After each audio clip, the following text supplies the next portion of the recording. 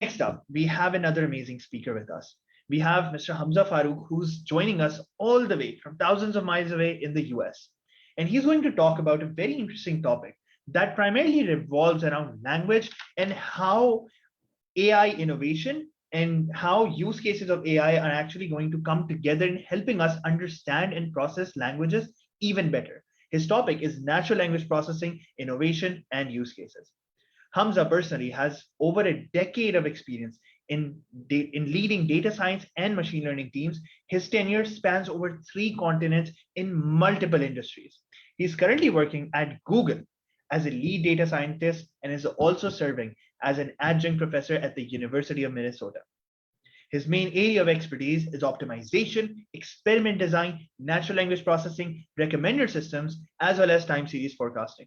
Hamza, thank you so much for taking the time out for today's session, and please take it away. Hello, everyone. My name is Hamzafarooq, and I'll be your speaker for the session on natural language processing. And we'll be talking some of the innovation, the cutting edge technology that we have over here, and some of their use cases. Before I begin, I'd really want to take an opportunity to thank the organizers for this event, the AI Summit. Thank you for putting this together. Thank you for giving me the opportunity to come out to you guys and talk to you about some of the interesting things in NLU. And with that, let's get started.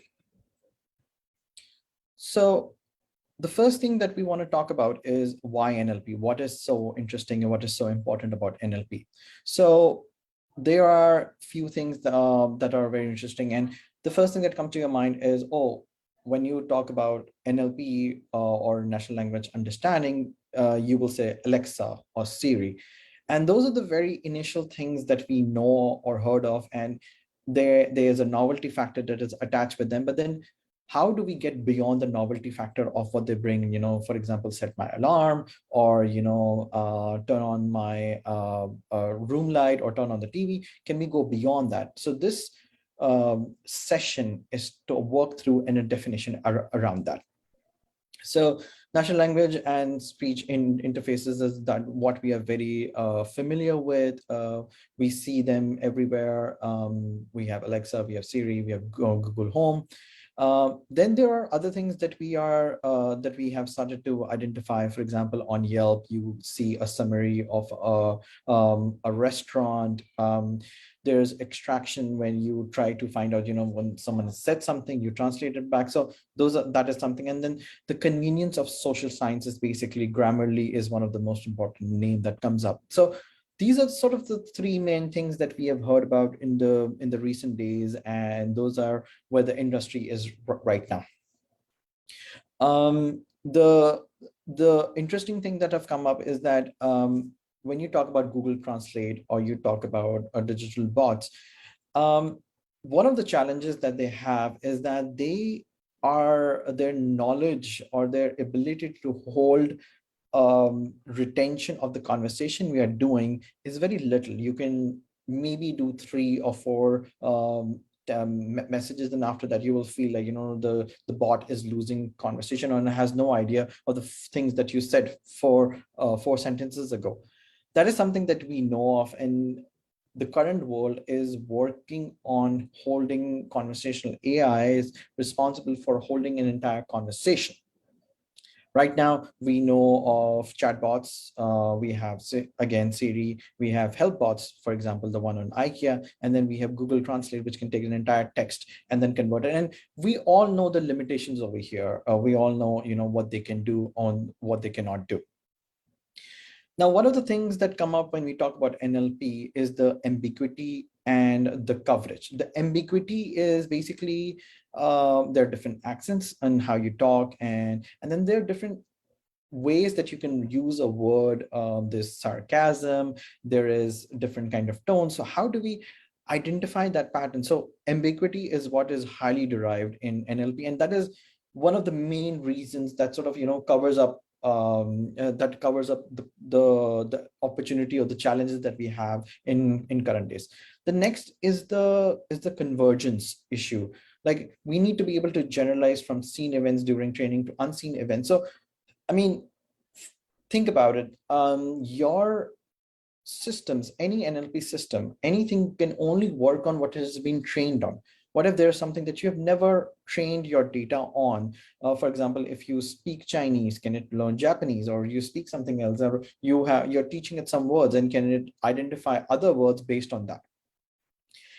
That is the one interesting thing that we are seeing these days, is that there is unlimited understanding of what the world can do, or there are unlimited opportunities. Like, for example, just try placing an order on a McDonald's app, or trying to place a McDonald's app through a chat service. um, you need a human, because eventually you will order, let's say, a burger, and you don't want cheese, you don't want lettuce, and then you decide to change the order, and it just completely messes up. So the ambiguity and coverage are the sort of two major things that have been causing problems in NLP. We know about the current state, that some of the things at the baseline are working really well. The most important thing that works is that one line sentence, one line commands. You say, set my alarm, do this for me, do this for me, or call this person. That works really well, because they do not need to hold information and context about what's happening. And then, we know that deep learning and AI has sort of picked up in a way that we have neural networks that are getting powerful, and they're improving. Then we have end-to-end models, that are helping us build. Like, you can actually download a whole platform for conversational AI, and you don't have to think about all the trainings and everything. Those things are set up. The intent generation is set up for you. It's literally like a plug and play for you. And then again, while there's improvement, we all know the current challenges that we have, and those are some of them that we're going to talk about today, and we're going to discuss about some of the opportunities that we have to solve them. The first thing that comes to my mind, and I'm really invested in learning about this, is BERT. BERT is basically, what the interesting part about any model is, that when you build a model, you have to train it, you have to validate it, you have to make sure that everything is making sense. So that's the biggest challenge that you have when you talk about any training model. And in that nuisance, think about this. What was there was a way that you can pick up something that you've learned already and apply it to other things. This is what the concept of BERT, or transfer learning, comes into play. What transfer learning is for you, what it does is that you already have a model that is trained on many things, that has been trained, and it has all the information you need. And then all you need to do is deploy the model, and it will predict based on different things that you want to look into.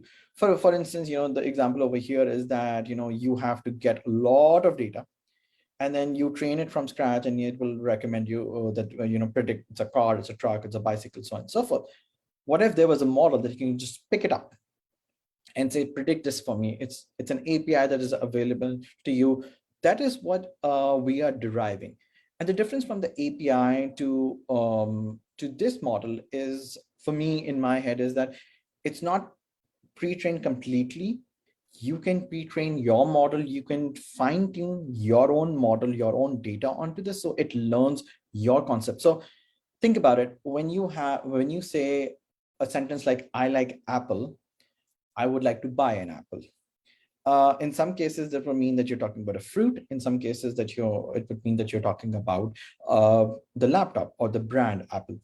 And the interesting thing is that you can, BERT has sort of learned on so much data that based on the context, it can pick up on what you're actually saying and what you actually mean.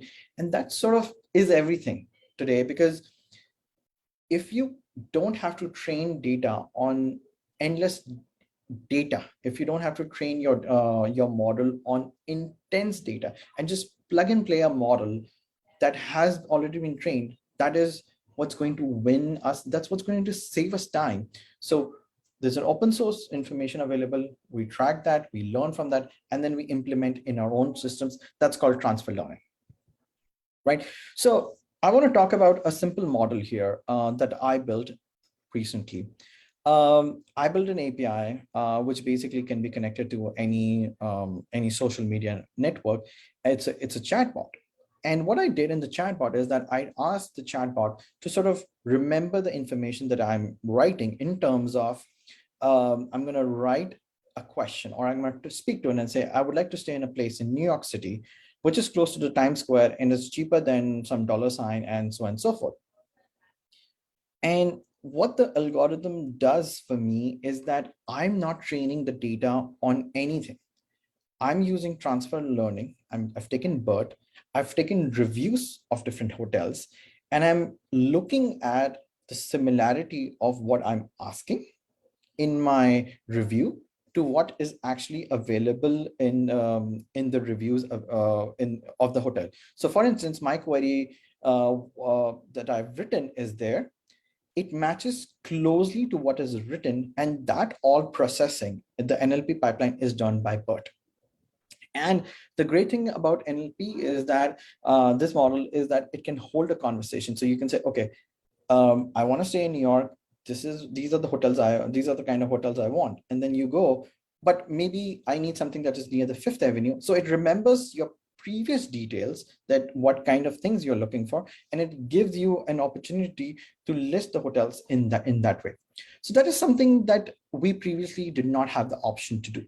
And think about this use case. Think about this use case that you can implement anywhere. You can open up an app like Food Panda or something. You can talk to the Food Panda and say, instead of saying, I want to go to McDonald's or want food from here or there, you can actually say, I feel like eating a bun kebab, right? And I'm not sure like how many places offer bun kebab on Food Panda, but you can just pick up and say, hey, I feel like having a cheeseburger and bun kebab, and it would find something that has reviews that are closest to that, or the description of that. So you are creating a description out of something, and it's finding something for you.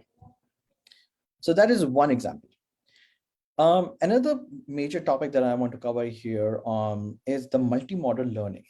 So multimodal is a very interesting concept, is that you train your data on something else, and it can be used to predict something else. So for example,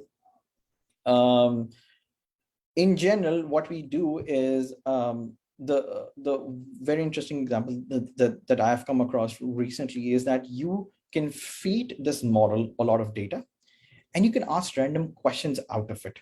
And I'll show you a few examples as we go. Before that, I want to just talk about what the overview of this is. Just going to move this here. It can be multiple modalities are learned jointly. Input is one modality, output is another, and one modality assists in the learning of another. So I'm not going to go into the math of it because this is quite complicated math, but I just want to in general talk to you about that. This is the thing that you're teaching your model that this is what the Chinese language is, and then you tell it to structure a whole sentence for you that it has never been trained on, and will do it for you. Right. So basically, for example, we have visual questions. Who is wearing glasses? You will say, in the first picture, it's a man. In the second picture is a woman. And is the umbrella upside down?